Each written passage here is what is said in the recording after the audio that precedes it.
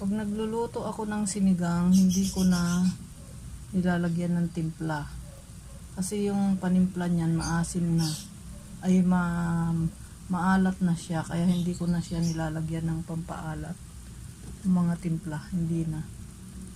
Ganyan lang. Pag nilagay ko yung ano niya, sampalok, ilalagay ko na yung gulay. Susunod ko na ang gulay. Ayan, kangkong.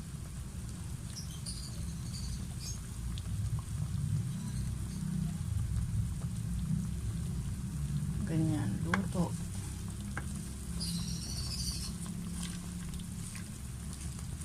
Sinigang na salmon.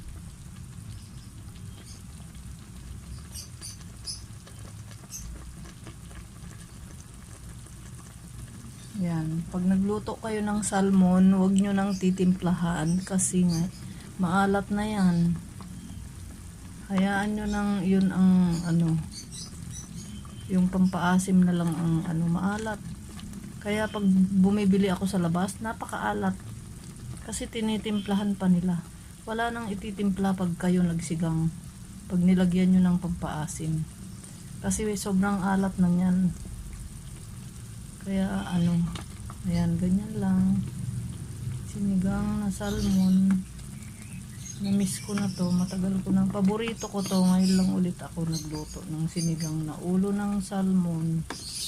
Ayan, ang ulo ng salmon.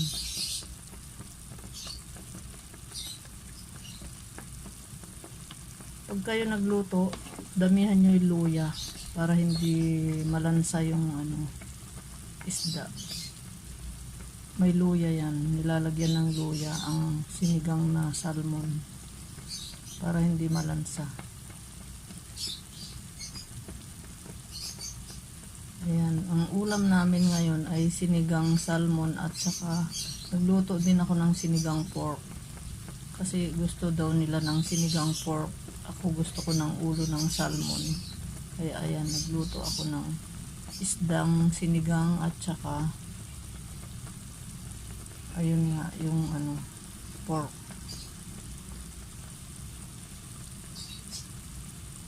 Ayan, hayaan mo ng kumulo habang hinihintay ko yung minute. Kasi may minute yan bago ano, patayin. Wag yung maiksi lang ang minute. Pag gusto nyo nang i-close yung content nyo, i-close nyo na. Ayan. Hayaan nyo munang